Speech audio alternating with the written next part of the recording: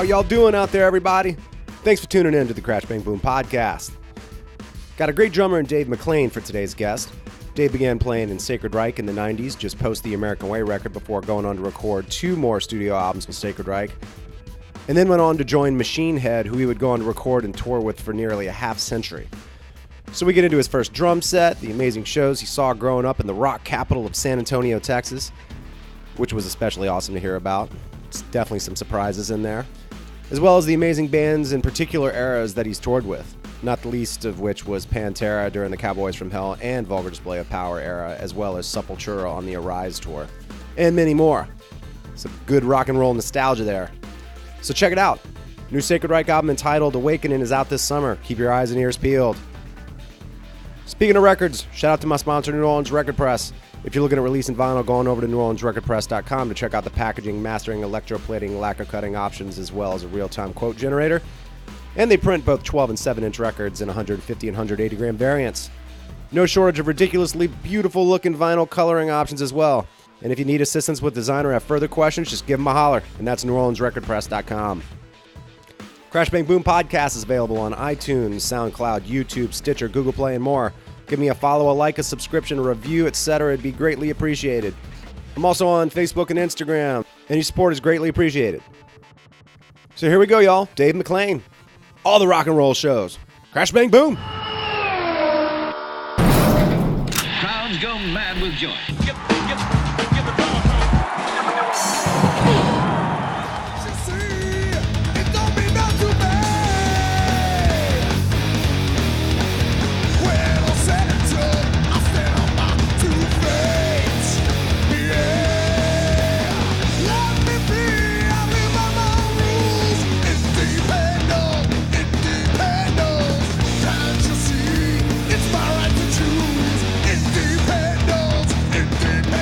All right, Dave McClain, what's happening, man? How you making out? Hey, good. Beautiful day in Brooklyn. I know. We gotta really cherish these days. They don't happen all the time, and then before you know it gets sunny, and the humidity is still here, and it's not quite as pleasant. Yeah, beautiful today, though. Take it while we can get it. Yes. Well, congrats on this little Sacred Reich run. I believe you'll have a new record coming out this year. We do. Looks like August will be the release month. What is the name of it? The name of the record is called Awakening on Metal Blade Records. Should be August. So yeah, we spent February recording the record and everything, and I'm sure we'll get into that, but yeah, that's where we're at. Yeah, here now, 4th day of the first tour we've done in 25 years, I think. Reunited, and it feels so good. It does feel so good. There you go. That's what you want, man. Of course, reunited with Sacred Reich, yes, who you played with in the early to mid-'90s, and then had yourself quite a stint with another band that we'll talk about in Machine Head. How has the run been thus far? And I guess, what do you have, another week or so to go on it? Or we've got another month. So we finish up in Phoenix on June 1st. Okay. So it'll be a hometown show for Sacred Reich. Yeah, it's been going good. Like we're just trying to get back on people's radars, man, because for a long time there after I left, they didn't really do anything, and then they just kind of started doing festivals again. Phil told me just to kind of take their families on vacation to just have an excuse over to Europe. Yeah, so nice. When I joined the band, I was a fan, so I kind of was able to keep that separation of being a band member and a fan even now. So the whole time I was in Machine Head, I was really happy when they started touring, but I was always trying to get them to start writing a new record because I was like, I want to hear it for myself. Yeah, exactly. And so, he wasn't feeling it, and he was, he wasn't really inspired, and I even tried writing a couple songs and sending them to him, and he wasn't biting, he wasn't taking the bait. And then, here we go with the record, and he wrote this incredible record.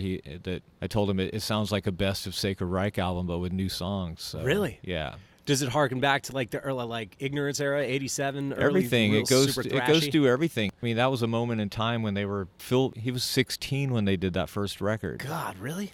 Yeah. Wow. So we're old now. So, but the fire is still there. Like for Phil, getting back for him and writing all the way that he did. He would send me demo songs because they were recording demos down in Phoenix, and I would get these demos and I'd get this feeling in my body of fuck, this is so amazing. This dude, you're nailing it. Every song that he was sending me. Really?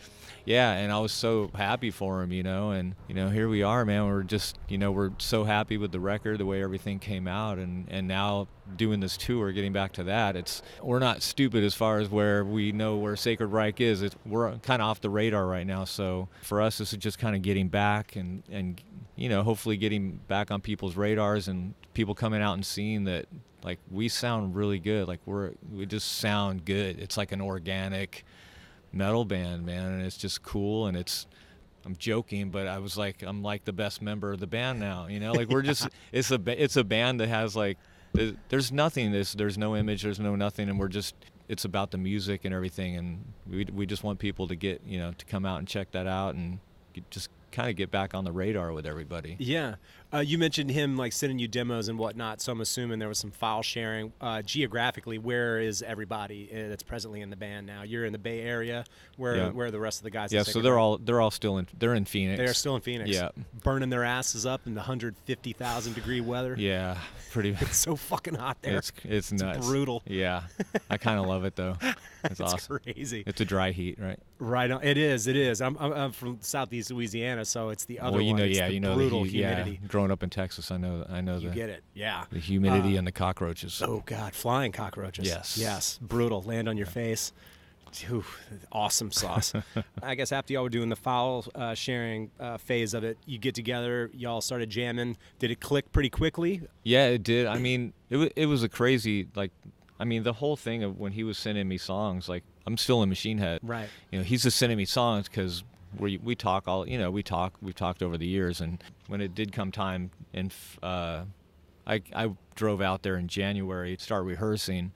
And by then I'd had the demos and everything, and they were living with me. And our new guitar player, Joey, his dad, Tim, played drums on the demos and recorded it. Oh, wow. Okay. Yeah, and Joey played all the guitars on the demos. Okay. And so when Tim was recording the drum parts, he basically kept it pretty basic. Let my brain kind of, like, go, all right, I would do this here and do that. But it wasn't really until we got into the practice room and really started working on things, and like started just hammering out ideas. We started doing little arranging things and little breaks here and there, and peeing on my tree like a dog would, just making it my own, and at the same time getting reacquainted again, jamming with the dudes. Right.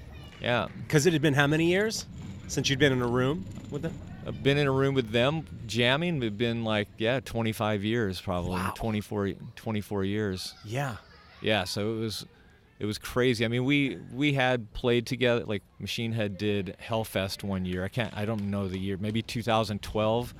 I got right off stage, and Sacred Reich was playing, like, the Heineken 10 or something. I just ran off stage and went down there and jammed independent with them. And I did it like about a year and a half ago. They came through the Bay Area, and I got up and jammed a couple songs. So nice. Yeah, just like riding a bike, pretty much.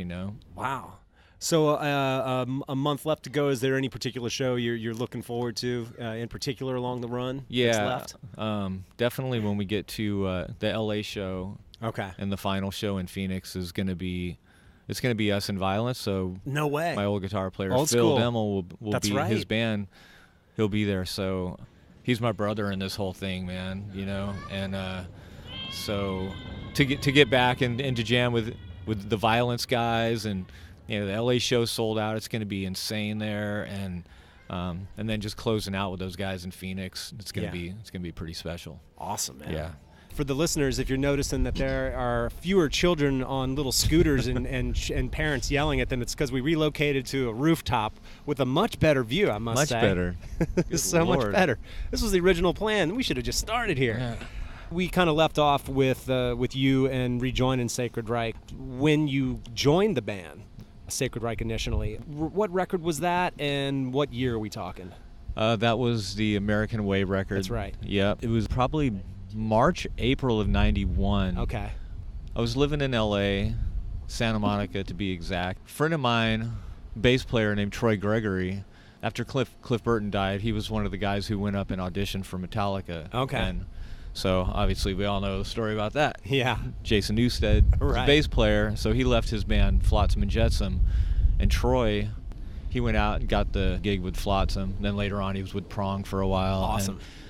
And when he was out there, it was like a kind of an industrial complex and it was, sheet metal stuff going on, and there was metal going on. There was All like kinds of bands metal. playing. So it was like Flotsam and Jetsam in one big area, and then like Sacred Reich had their thing.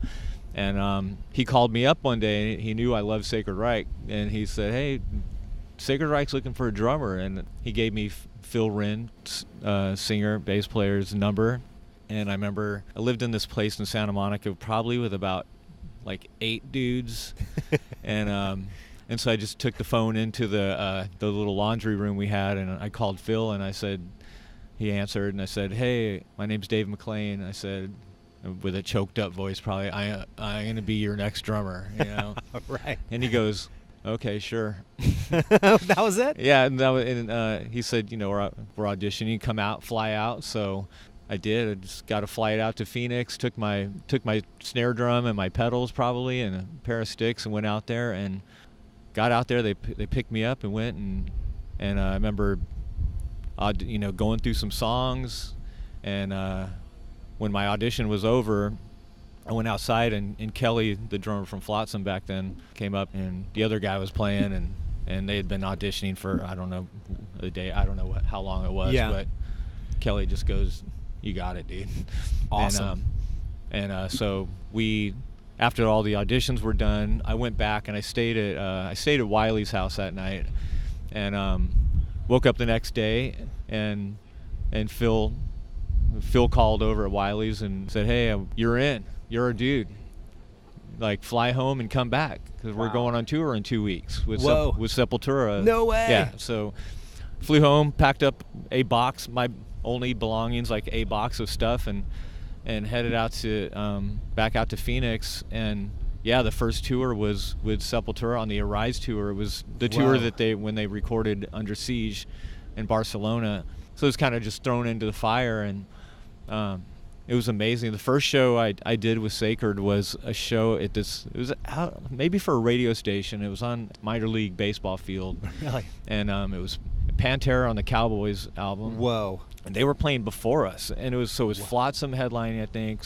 Sacred played, and Pantera.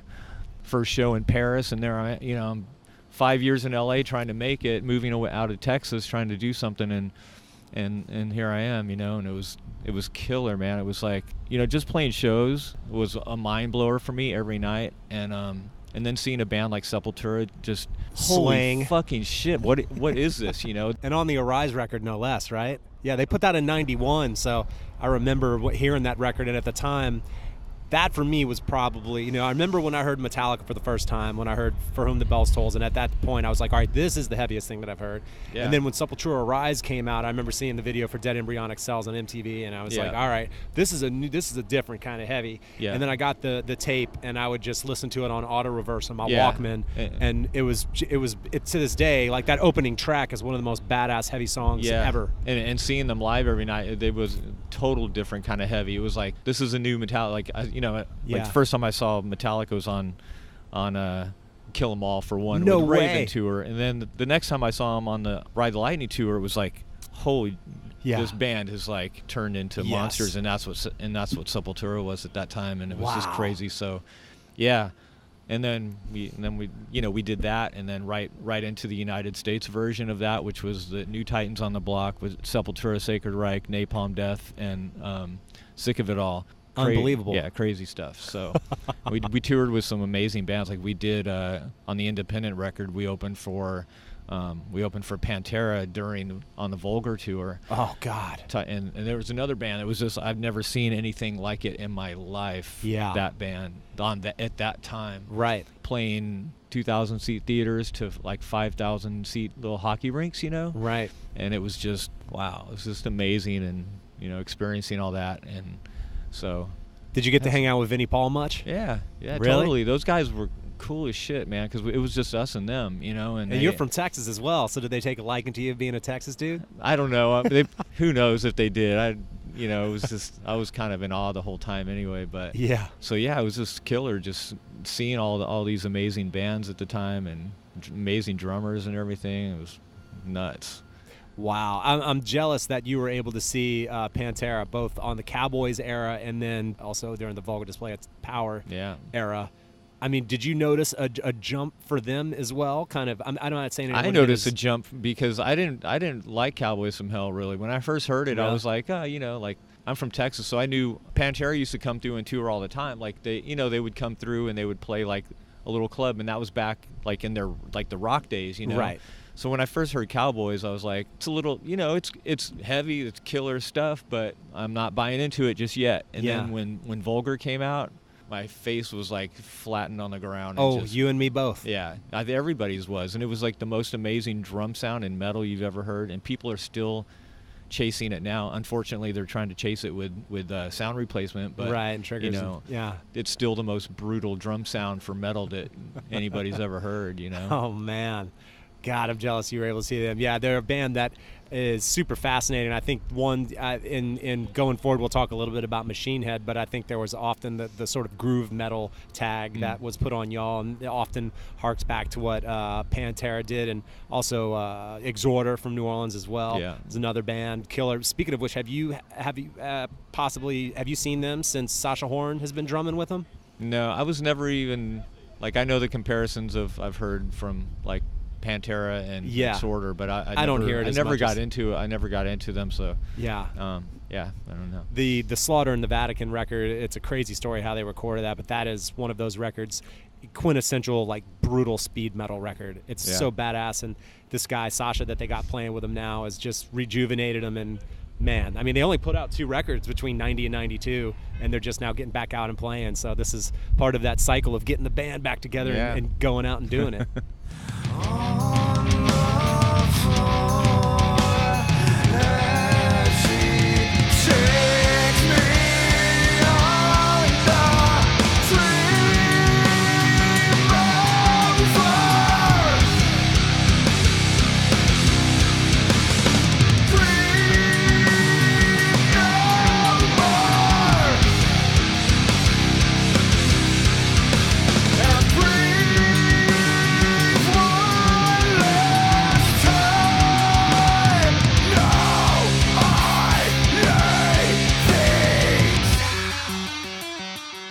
So, man, growing up, you'd mentioned San Antonio, Texas, you said? Yep. When did you start playing drums? Did you come from a musical family, or what's your story? Nobody was musical at all. Yeah. Why the drums? I had a friend, this was in junior high, and made a friend. He lived like 4 houses down from me, and we were just walking home one day, and we went up, to his house, and in his living room he had this, it's like a orange sparkle snare drum, and I was just like, all right, checking it out, and shining light. Yeah, totally. It totally was, it was like, it was awesome. And from there I loved it. Like I begged my parents for a drum set, and that's all I wanted to do was just play drums. And one day how old were you? I was 11. Wow. Yeah. And so one day coming home from school, there was this drum set that we'd drive by sometimes, and it was in the window of this music store called Hildebrand Music in San Antonio, and it was the ugliest drum set you've ever fucking seen. Like it looked like it was covered in wallpaper. Oh wow. Yeah, and but from like the car window looking into it, it looked like I was like, it looks like it's covered with velvet or something. It was like, this is awesome. And so one day coming home from school, my sister, who didn't really talk to me back then, says, was it because you were into metal and shit? No, she was the one who got me into heavy music. Oh, okay. No, she just didn't like me. So it's all her fault. She just didn't like me. Oh, okay.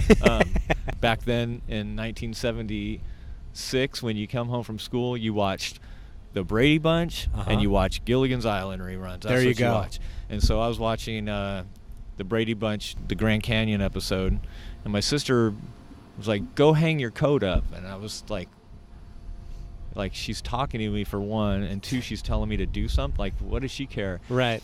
And so after a couple more times, I went in and going into my room to hang my coat up or whatever, and there's that drum set. Come on. Yeah. Your sister hooked you up? No, she didn't. My mom and dad went out and got it, and when I went in there, it was in there. So gotcha. It was just like, holy crap, that was the most amazing. Just seeing that drum kit that I've been looking at in the window, and I would not leave it, man. I just played that thing. I would eat dinner on the floor tom. You know, I would just play it all the time, and just like every kid does, you playing along to records. You know. What records were you playing along to? I mean, if this is '76. Then it was like I was listening to Kiss, all the Kiss records. You know, my sister got me into that. My earliest memory of heavy music was when I was about 7 or 8, and she took me in her bedroom and put Black Sabbath on the song, and tried to scare me. And were you scared? Yeah, you were. And but she had like Kiss Alive, she had Black Sabbath records, she had ZZ Top stuff, she had everything, you know. And I would go in there, I'd listen to. I mean, I was into Kiss, you know, and so I had all the Kiss records. I would put those on. I put, you know, Judas Priest stuff, like jamming to that stuff. Rush came tiny bit later, but just trying to play along to those things, and probably horribly, but at least for me, Kiss was, Peter Criss was probably like what generation before me, like Ringo Starr was, because it was simple enough to play along to, but it was cool, and you felt like you were really rocking out, and so that was the beginning for me, and that's all I wanted to do, you know. Wow. Yeah. Do you remember your first gig that you ever played? Yeah, I have a friend who we were in bands together. He was kind of like, he had the attitude back in the, you know, when we were kids, like he's like a year and a half or so older than me, so he was kind of the bad kid on the block, and he had the attitude of like he just wanted to rock, you know. And he was like, I'm here, you know, like, and I was just like this dork that was just like, I don't want to do it, I just want to stay in my bedroom, you know. Yeah. And so he kind of pushed me into doing his sister's Halloween party in their backyard. And so we did like Take on the World by Judas Priest, which was like the slowest double bass ever, but it was so hard. It was just like, yeah. And we did like Thin Lizzy tunes. We did, you know, Judas Priest. He even got me into doing a drum solo, you know. What? And it was cool. And from there we started doing, you know, jamming together. And it was funny because he used to work at this car dealership, and just like moving cars, you know. Right.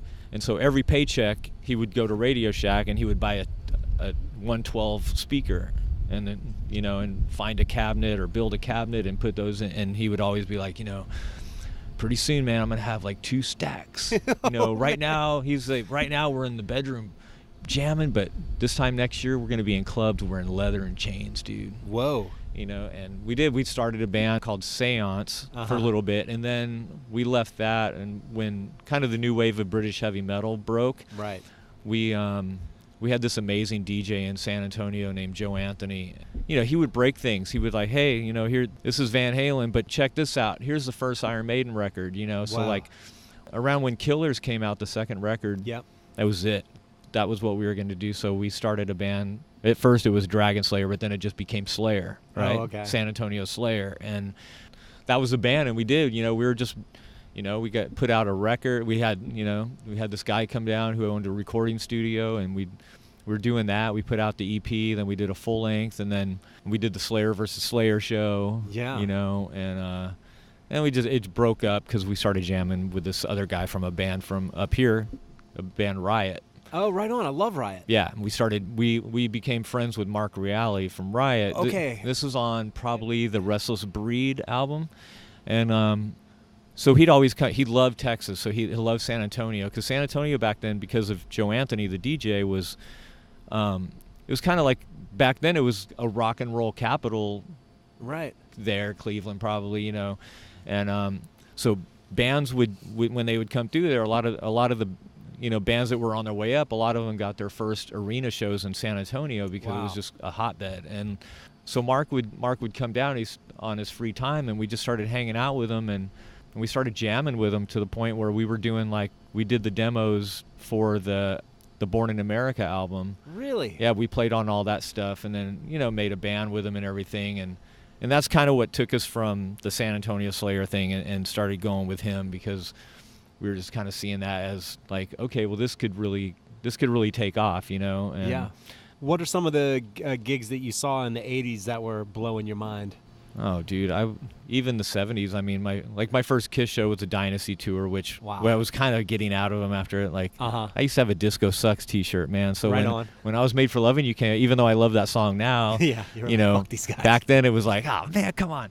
So I was getting into other things, but like, you know, I saw Judas Priest on the Hellbent for Leather tour, opening for UFO, who I didn't even know who they were, and they were headlining the arena. So I went out and bought Strangers in the Night, you know, and I was like, oh my God, this band's amazing. Like no heavy petting, force it. UFO rules. Just keep going, yeah. Band is badass. One of my favorite bands of the 70s. And it was just that was like a mind blowing show. I saw Rush. I saw on the Permanent Waves tour, you know, like. Crazy, amazing Van Halen's second album, third album, you know, tours, and man, I spoke to a guy recently, TJ Childers. He plays this band Enter Arma from Richmond, Virginia, and he said his dad went to go see UFO, and this band that he wasn't unfamiliar with, AC/DC, opened up for UFO on like during the like Let There Be Rock like phase or whatever, when there was just pure goddamn fire. And he said while he loved UFO, it was hard to watch UFO after AC/DC came out there with that kind of energy, you know. I mean, that's you don't find much more rock and roll energy than that band during that era. Totally. It's insanity. Yeah, the bills were insane back then. Like, wow. Like when Killers came out, it was just like, that was my, like, seriously, that I went, like, they were just my gods, you know. Like, and so when they on the Killers album, they were opening for Judas Priest they were on Point of Entry. Wow. Which I wasn't really into because I was just Maiden for me, and I walked into the Hemisphere Arena and I saw Clyde Bird's white kit set up, and yeah, it was. I still remember. I just saw it and I just fucking ran, dude. I ran towards the front because I just wanted to see it so close. And so you were like right up there in the front? Yeah, because all we did that summer was just look at the Iron Maiden Killers cover, and look at it. So when I saw it was like seeing a movie star come to life. Like, there's that drum kit, and I ran up to it, you know. And that is awesome. Yeah, so it's cool. He's one of my dudes, man. It's crazy, right? I mean, he was great, and I dug the first singer on those first couple of records. Were you into Bruce Dickinson once you heard his first record? Yeah, when Nico McBrain was in the band. Because we had this album called Metal for Mothers, and it was like a compilation record. And back when he was Bruce, and he was in Samson, you know, the song Earth Mother was so killer. And then when they got him, we're like, fuck, he's killer, you know. Nice. Yeah, but we love Paul Di'Anno. But once we heard Number of the Beast, we're like, holy Jesus, like, holy moly. Yeah. Have you seen Iron Maiden recently in the past few years? Yeah. Yeah, me too. They're still amazing. It's insanity. I can't believe Bruce Dickinson is still singing and still doing all of that, the physicality of what he does live. Totally. Like, it's still seeing a band like that. Like, the thing I love about seeing bands now like that is, like, you're pretty much seeing how they were back then. You're not really hearing like any kind of like lapse. And how is that? That is rare, man. Yeah, that's hard. It is. Yeah. Wow. I'm a fan of Nico's playing as well as a drummer, man. His right foot, fast as hell. It's insane. He's awesome. Yeah, I have to say, like, when he first came into the band, that I love Clive so much that it took me a while. But I mean, just the intro to Where Eagles Dare was like, God damn it, you son of a bitch. No denying. You're making it hard to hate you. So, yeah, he's insane. Like, back then, it didn't really register to me because he did play single bass. So I didn't really, because a lot of the stuff that he's doing, the really fast single bass on those two records, like, some of it's almost, you really have to pay attention, and it has to click in your brain that how fast he is, because then you hear it and you're like, holy crap. Yeah. It's so killer. Wow. Yeah. Man, it's funny talking to you all about all this stuff because I was born in '76, so I think my first metal records were like Ozzy's Bark at the Moon and Motley Crue's Shout at the Devil. I think it was like maybe '83 or something like that. And then that's kind of where it all started. Yeah. You know, but it was fascinating because then, of course, same thing for me. I think in '84 or so, I think it was when Power Slave came out. So that's when I was introduced to Iron Maiden, and it was all because of those kind of earlier Motley Crue and Ozzy records that kind of led me down that path. And it's funny. I love talking to people that are a little bit older, or at least certainly knew completely what it was like to live prior to the internet. And it is fascinating when you think about how you found out about stuff, right? Yeah, because it was the all avenues you'd have to go through to get information. Because we'd get like Kerrang magazines, you know, at the import. We had a store. There were a few places in San Antonio. I mean, one of them like when I first got into Maiden, I actually went to this. It was like an import store. I can't remember the name of it. Like I gave them my phone number, and I said, anytime anything comes in that says Iron Maiden on it, if it's a patch, a button, I don't care what it is, just call me. And yeah. But we had this one. It's still there actually. It's called Hog Wild Records. Really? And that's still there. That's how we'd find out about things, and the people that we just go hang out there. And there was a place called Rock Around the Clock, which was in a flea market. And the guy who had that, he actually had like a battle of the bands. You just go in there and you find these things like that came in from England, like, and you're just like, wow, like crazy, Kerrang! Magazine, and you're reading up on all these things. And it was so underground. All the metal, the fanzines back then, you read them like album covers, and exactly. you learned everything, and cassettes and all that cassettes. Stuff.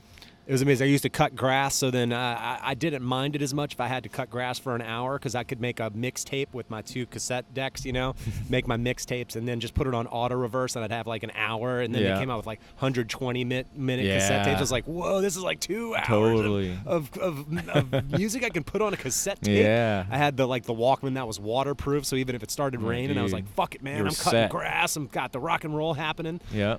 It's good times.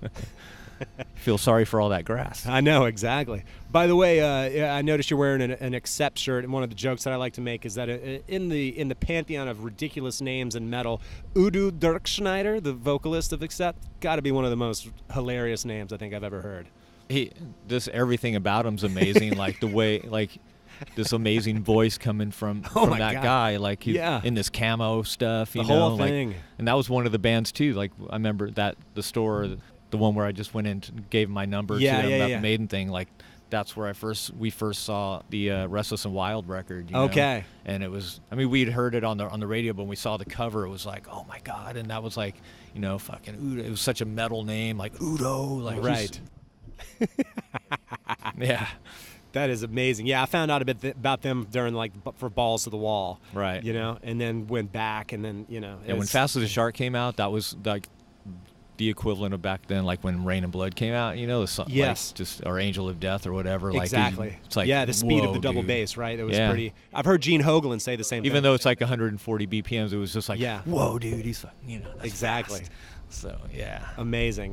Totally. The only other name that I can think of is the bass player of Meshuggah. I think he's still playing. His name is Dick Lovegren. So nice. I think Dick Lovegren might take the cake over Udo Dirkschneider, but strong names. Yeah, can't go wrong with Dick.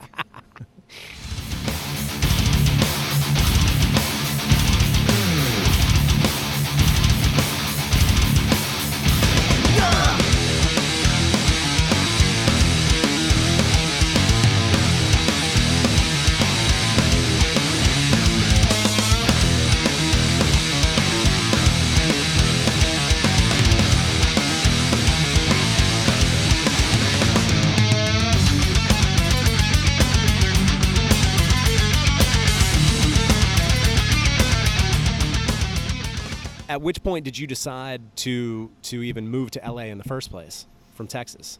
The thing we were doing with Mark from Riot had it was kind of running its course, and then they kind of shifted gears and Mark was going to do Riot again with the old drummer Sandy Slavin and my buddy Don, who was an SA Slayer. He was going to stick with it. So I was going to move out there. One of the singers we were checking out for the thing that we were doing with Mark was Neil Turbin from Anthrax. Oh, wow. And so I'd kept in touch with him. I was like, okay, I'm ready to get out of I'm going to move, and we talked about doing a band and everything, and he kind of moved out there, and he hooked me up with a job my first day out in Hollywood, and hooked me up with a dude living in like a little studio apartment out in the valley, and it wasn't really anything that I really loved or anything. It was a little more commercial stuff that we were doing. Right. And one of the other first people I met out there was Ross Robinson. Oh, wow. And he was our guitar player that was playing with Neil was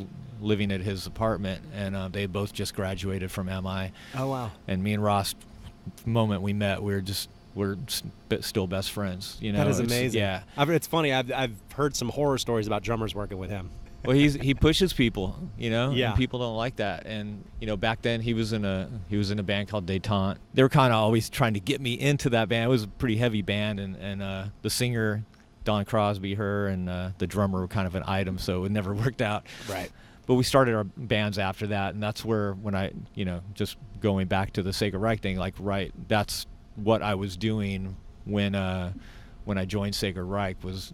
Yeah. We had a band, we had done a record, never did anything, and we were on like a couple or one of the Metal Massacres and all that. So that's how I got out to LA was through Neil, and then just from there doing my other stuff with Ross, and then moving on. Yeah. Well, towards the tail end of Sacred Reich, there you end up doing Machine Head, which lasts nearly a quarter century. Yeah. Which is amazing. Insane. Tell me a little bit about how that band came to be, and maybe any particular records now that you've had some distance on it to look in hindsight, and are there any particular ones that you're especially proud of your performance on it? For sure. I mean, coming out of Sacred Reich, we had just finished the record Heal. The guys in the band, for lack of a better word, they were just being lazy, and I didn't know where it was going. There was there was kind of no fire anymore about everything, and around that time, this guy who he does Blabbermouth, he had called me up and was like, hey, Igor Cavalera, he had called him and was like, Machine Head's looking for a drummer. Do you know any dudes? And he was like, fucking McClain, He called me and we had a good conversation. Like they were out, struggling out on the road doing it, but they were doing it. Talking to him, I was like, this motherfucker is determined, he's driven. And I was still I'm in Sacred Reich, so I talked to the Sacred Reich guys and was like, what's going on? What's our plan? We don't even practice. What are we going to do? And another couple days went by, and I was like, okay, I don't feel right about this. I have this opportunity here of something that's going, and I wasn't even a fan of Machine Head, really. I heard the record, I was like, oh, it's whatever, it's cool. But hearing what the plans were and how driven everybody was, and they were on tour and they came through and I met everybody, and I was like, these dudes are really driven, they're going somewhere, but these guys are a mess. It was just crazy. They were touring with Stuck Mojo, and all of them were all on the bus. The bus was crazy. It was just crazy. Everybody was nuts. I'm sure lots of drugs going on or whatever, but still it was something there was a plan, and there was some momentum behind that record going on. So, so I just kind of did same thing that when I auditioned for Sacred Reich, I learned the whole record. I learned all the stuff, and I learned it exactly because, if it's cool because we're the Sacred Reich, and with Machine Head, Chris Kontos and Greg Hall are killer drummers, man. Yeah. In my wheelhouse, we're all different, but it's that kind of thing. And so I knew going into it, they just want to hear what's on the record. They don't want to hear somebody come in and look what I can do to this song, It's so I came in and we played the whole Burn My Eyes record and played it again. I remember just going to the bathroom and going, do I want this? Do I want? I do. I need this. And I went back in and let's do it again. And we played the record again, and I left. And a couple weeks later, it was around Christmas of '95. A couple weeks later, I was kind of what's going on? And I got the call and moved out there, and right off the bat, it was doing the follow-up to Burn My Eyes, which was a lot of pressure, I bet. Yeah, a lot of pressure. Songwrite for those guys writing the songs for sure, and just it was a crazy time, just demoing and then going in the studio with Colin Richardson and out at the plant where Metallica just recorded, and wow. From there it was a fireball. It was fun back then, just raw and just. It was really cool. Yeah. Where was Machine Head based out of? It was Oakland, California. It was Oakland, yeah, okay. We practiced in Chinatown in Oakland, okay. Yeah. So you moved from LA to Oakland? Yep. Gotcha. Yeah, into Berkeley. I lived in Berkeley. Okay. Yeah. Right on. Yeah. Along those 23 years, I imagine, with most things, it's probably a little bit of a blur, but are there any particular shows that really... Yeah, I mean, just right off the bat, getting into it we did, the first thing we were doing was Ozfest '97, with, wow. Again, Pantera, Ozzy, it was Black Sabbath with Mike Borden playing drums, but it was just watching that every night, playing your show and just, you got the best seat in the house, and you're drinking and you're watching Black Sabbath. It's right. like life is goes great. back to your sister playing it in the room and yeah, you're getting scared. Totally, and here you are man. on Just side watching stage it, and you know, Pantera too. Like that was, they were just doing the live record. Fear Factory was out. Typo Negative, Vision of Disorder, Drain. Awesome. Cold Chamber was out. Like it was crazy because everybody's, you know, we're not like old like we are now, so everybody's young and everybody's partying and having a great time, and it was a wild time. Yeah. Yeah. Of the records that you did, how many records did you do with them? 8 records with a live, and if you count live records. Sure. Yeah. Of those, is there any particular performance that you, in looking back at it, that you feel as though maybe was super stressful or super pressure riddled, but you feel as though your performance is one of your proudest? The funnest ones for me were up until like Blackening was the last real fucking fun record that I did with them, and each one of those before that had its own awesome thing about, you know, the more things changed was just we were in there with Colin, and it was, you know, we were just firing through the songs, and it was just, you're kind of just like, let's do this, and we're doing it. Okay, drums are done, let's go. And like, yeah, you know, and it was awesome, just energy, you know. And then the Burning Red we did with Ross Robinson, and even though he was my best friend, he was still jumping up on my bass drums when I was playing, yelling at me to fuck. You can hear it on the record. It's like, fuck it, play, you know, really? Just go, like going crazy and like throwing things around the room and making me.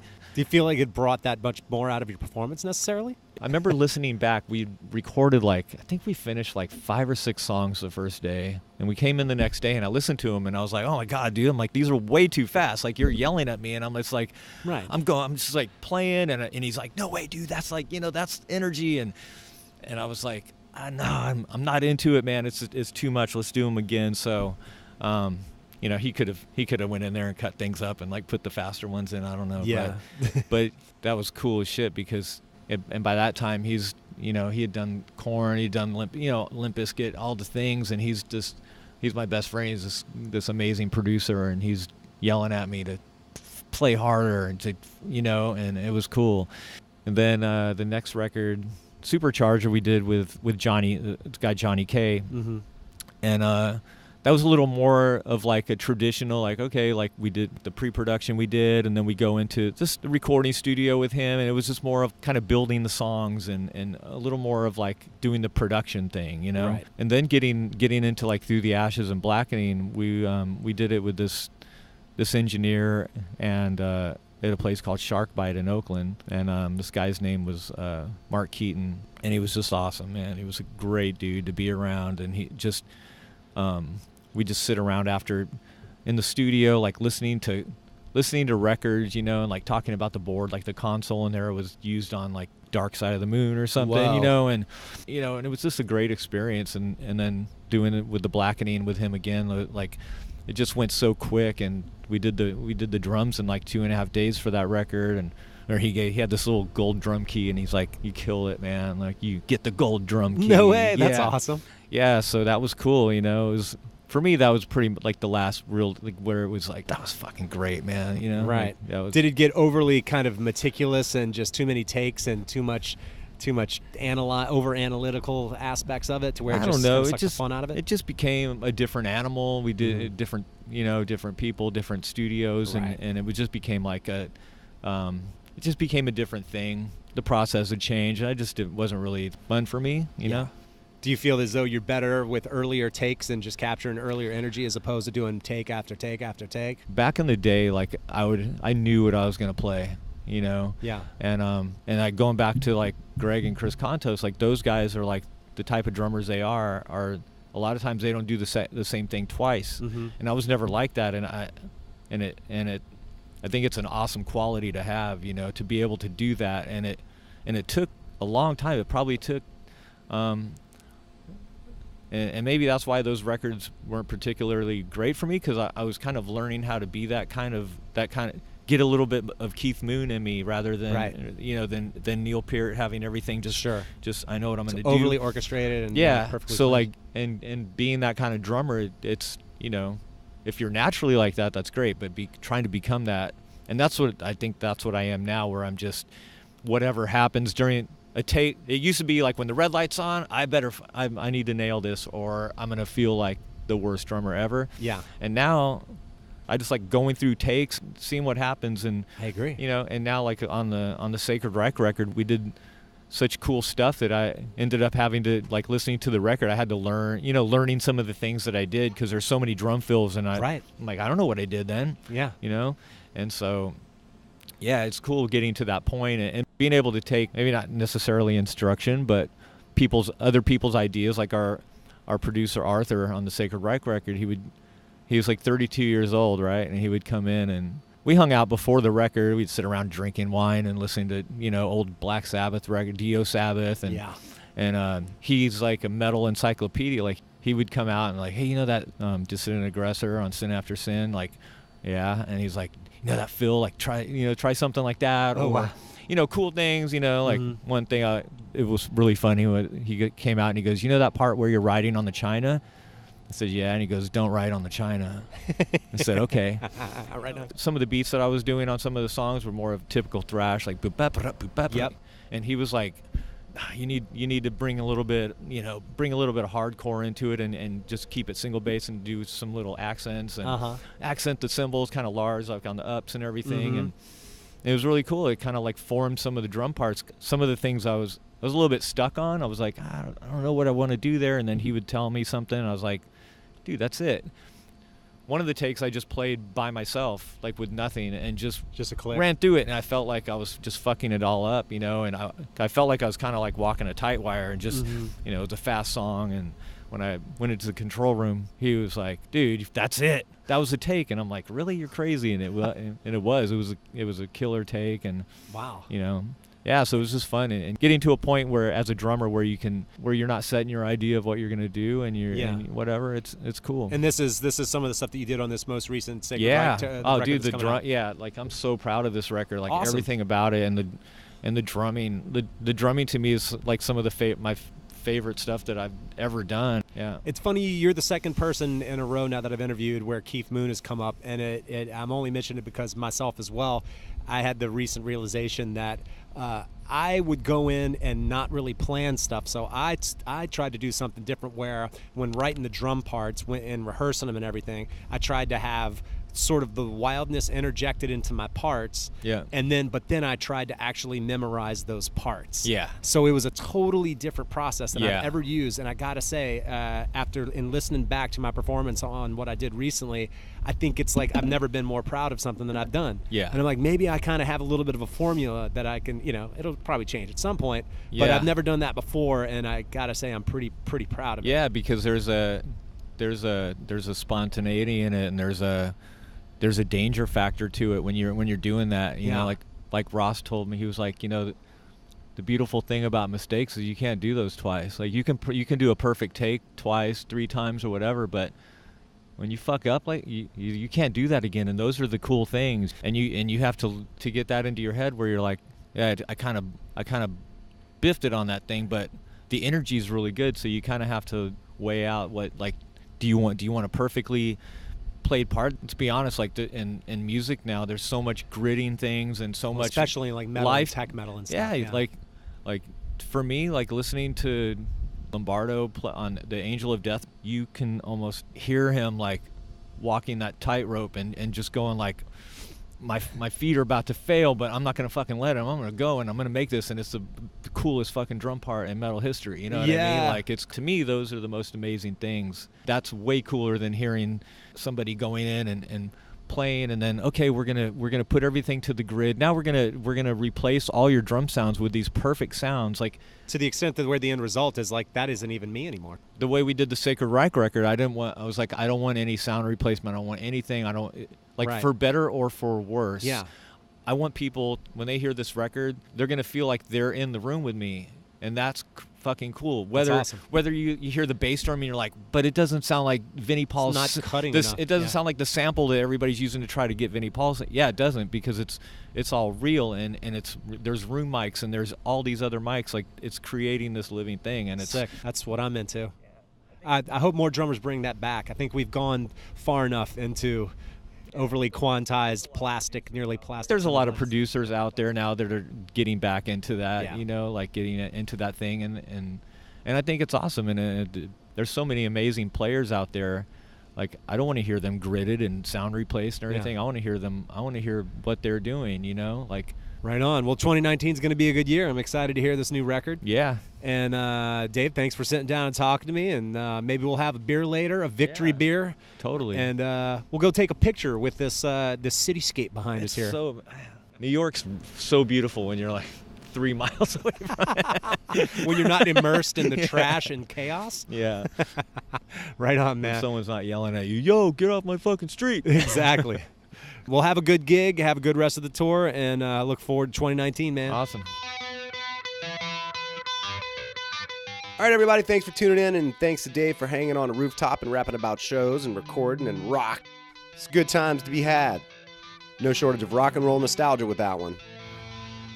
We'll catch you on the next one. Stay tuned. Crash, bang, boom.